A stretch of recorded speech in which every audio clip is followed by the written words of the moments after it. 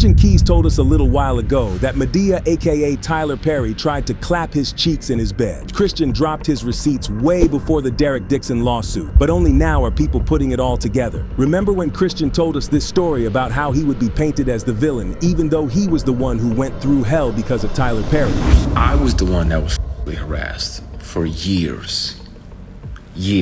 Bullied, intimidated, and harassed for years. Christian came through with this explosive claim late 2023, saying he was harassed by a powerful man in Hollywood. Christian was blackout drunk after 5 full Hennessy's at this man's home when he was told he could crash in the guest room for safety. While he was knocked out, this same man tried to climb into his bed for a little one-on-one action. Christian said he spazzed out and pushed him off, fully shocked by the situation. But little did Christian know that this was just the start of something way more sinister. After the bed incident, the man apologized, blamed the booze for the awkward moment they shared, and when the time came to shake hands, instead of a normal shake, the man grabbed Christian's intimate parts. Very few people thought of Tyler Perry as the possible mysterious figure behind the nasty stuff that Christian went to. However, in the light of recent developments with Derek Dixon and the fact that Christian has some work history with Perry's Madea franchise, this makes you think that it could have been Madea who tried to clap his cheeks. Now, Christian himself never called Tyler out specifically, and there's a strong reason for that, but we'll get to that later. Christian had a few more weird and uncomfortable encounters with who we now think was Tyler Perry. This one time, he was offered $100,000 just to strip in front of Tyler, and even though he was in a tough spot financially, he declined, saying, "I wasn't going to sell my soul." Turning that offer down might have put a target on his back. Regardless, if you take Christian's word for it, he's actually got the receipts to go with it too. Being a veteran in this world of movies, he's carried a pen recorder since 2005, aiming to catch predators in the act. He claims to have recordings of many other inappropriate offers and confessions from Tyler, similar to the ones he mentioned. Christian told us, "I've kept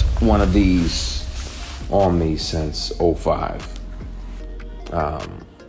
Whether it's a keychain recorder or a pen." Apparently, Tyler kept a few young black dudes on his payroll who would show up whenever he called them, and that tells us that this type of behavior wasn't a one-time thing, but part of a twisted pattern of exploitation. Christian described the man as a giant, beloved figure in Black Hollywood, which fits Perry to a T, especially considering their shared history in plays like Diary of a Mad Black Woman and Madea Goes to Jail. So before Derek even entered the chat, Madea was already trying to clap Christian, and that ain't just dramatics. But the part that really blew people's minds comes next. At this point, you might be wondering, why didn't he come out and say Tyler's name straight up? The short answer is money and power. After Christian came through with those heavy allegations against Tyler Perry, things went super hush-hush, and that makes you wonder if Christian got paid off by Tyler and his crew to keep his mouth shut. In case you forgot, Christian was actually locked in a legal battle with Tyler over his show, All the Queen's Men.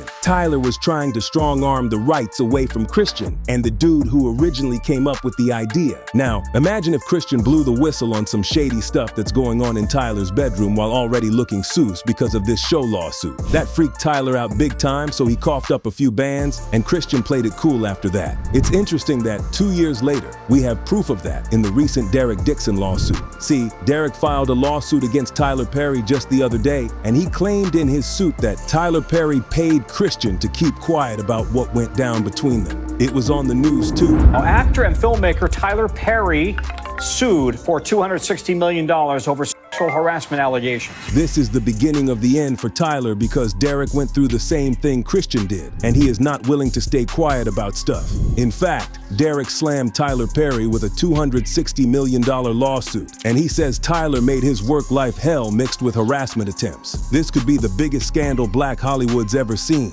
and it's just getting started. Here's how that story goes. First, Derek and Tyler Perry met while Derek was working as event staff at a party hosted by Perry back in 2019. Perry took an interest in Dixon, exchanged contact information, and soon promised to help him advance his acting career. Before you know it, Derek got hired full-time for Tyler's show The Oval. Dixon was working on The Oval, and things seemed normal at first. But behind the scenes, Perry started hitting up Dixon with some pretty wild sexual messages. One of them said stuff like, "What is it going to take for you to have guiltless sex?" And even though he never mentioned the two of them doing it, it's rather obvious what he had in mind. From these messages and many others, it's easy to figure out that All that Tyler even wanted from his connection with Derek was a no-strings-attached thing. He wanted Derek to be his new side piece. Derek was not feeling that type of thing, so he would keep things friendly. However, that type of attitude meant that he never set any solid boundaries, so the conversations would sometimes go further than they should. And he did that mostly because he was scared of losing his job.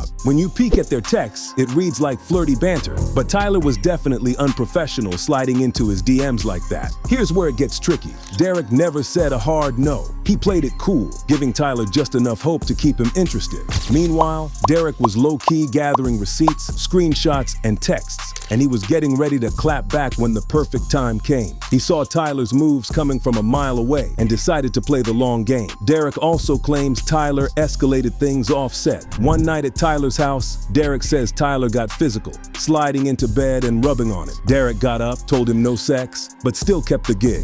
Later, Tyler got more forward, asking about sexual positions, and he gave Derek a role playing a gay clerk desperate for a hookup and a place to crash. Tyler invited Derek over again, gave him a warm drink, then grabbed him by the throat, choking him while saying, "Wow, look how excited you got, and there's more." After that, Tyler invited Derek to his trailer for drinks, and Derek said yes because he felt like he had to keep the peace to keep his job. But Tyler got real aggressive. Like, he pinned Derek against the wall and started grabbing his behind. Derek froze, completely freaked out, and when Tyler saw that, he told him to bounce. Despite all of those weird encounters, however, Derek still kept accepting Tyler's invites, and that's when Tyler started getting bold. Next thing you know, Tyler's inviting Derek and his castmates to his private island. Derek went again because he was just trying to hold on to his job. But while there, Tyler was back at it, hitting on Derek, sending flirty texts, and even a pic. Derek tried to play it cool, but Tyler was definitely thirsty. On the island, Tyler groped Derek again, and Derek froze again. Tyler finally got the hint and backed off.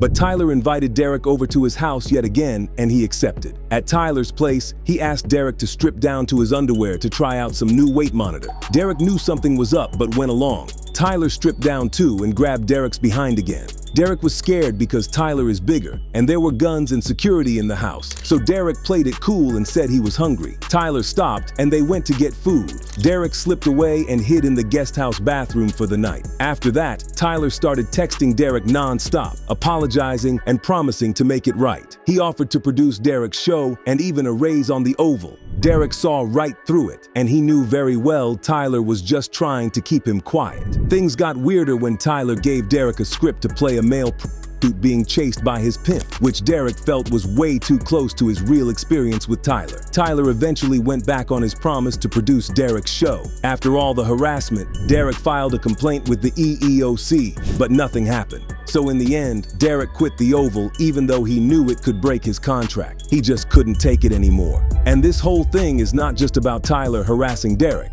There's more layers to it. Derek says Perry played the power game, promising career boosts and creative gigs if he went along with his sexual demands. Which brings us to the next point, and that is hostile work environment. Derek says the non-stop messages, the aggressive moves, and career threats made the workplace feel toxic and scary. The lawsuit also says Tyler's behavior caused Derek serious emotional pain from all this craziness. At the end of it all, Tyler Perry is now painted as someone who is using his money, fame, and control over casting to exploit people in vulnerable positions. And we got Christian Keys and Derek Dixon as prime examples. This Derek Dixon lawsuit is now shining a big spotlight on how power works in Hollywood, especially in black entertainment. Tyler Perry's been a major boss who controls who gets in and who doesn't. These allegations say he used that power to push around someone with less clout, showing that even the people we love and respect can abuse their positions. But all of this is a part of a bigger movement where actors and creatives are finally calling out harassment and abuse by the big shots. Perry's Madea is legendary, and his studios have launched a ton of black talent, but now he's under serious fire.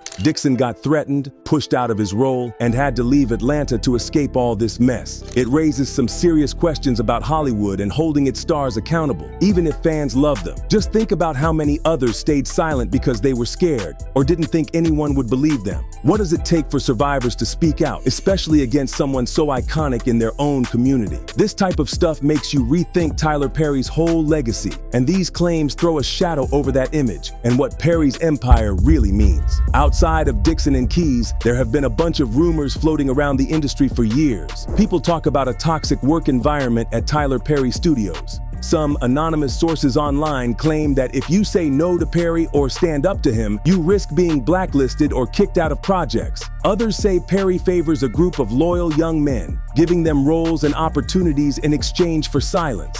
Also, many people report that Perry's team uses strict NDAs, which make it tough for cast and crew to talk about what happens behind the scenes. There could be more stories that never see the light of day. This criticism around Tyler Perry isn't exactly new either. Some big voices like Cat Williams and Jaguar Wright have been throwing shade and raising questions about Perry's influence for years. During Cat's legendary Club Shay Shay interview, he said, "Him and Tyler Perry can't play a man to save their life. They play good women, and I believe that the best actor should be in the best role." And we can't forget the Jaguar Wright interview where she said, "To fund all of his very homosexual behavior. He ain't Richard Smallwood. He's a whole cross-dressing weirdo."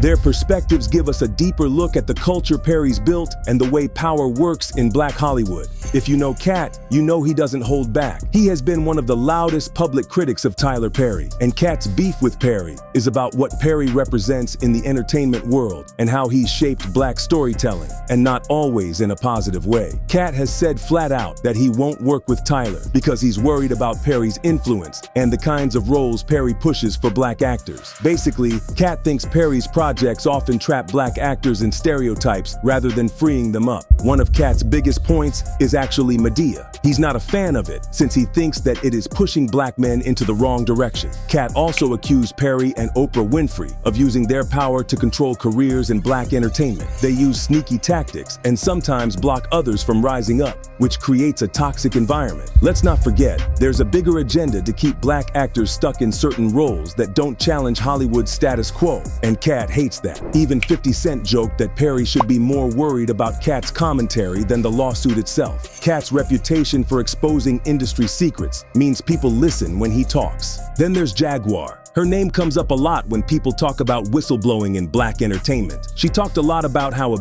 exploitation and secrecy are widespread in Black Hollywood. She names Tyler Perry as part of that system, meaning Perry's power and control help keep these issues hidden. Jaguar also publicly supported people like Christian Keys and Derek Dixon. She amplifies their stories and demands more transparency and accountability, especially for women and vulnerable artists who often get silenced. Cat, Jaguar, and many other unnamed voices have been sounding the alarm on Tyler Perry's influence long before the lawsuits. Their criticisms aren't just about personal beef. They point to a system where one person's power can make or break careers, and sometimes protect bad behavior. Now that Derek Dixon and Christian Keys have come forward with legal claims, these earlier critiques make a lot of sense. They help us understand why some people felt trapped or scared to speak up for so long. So this isn't just about the recent lawsuits or one-off accusations. Tyler Perry's role in Black Hollywood has been complicated and controversial for a minute. The criticism from Cat and Jaguar remind us that this is about more than individual actions. It's about power, control, and the stories we allow to be told.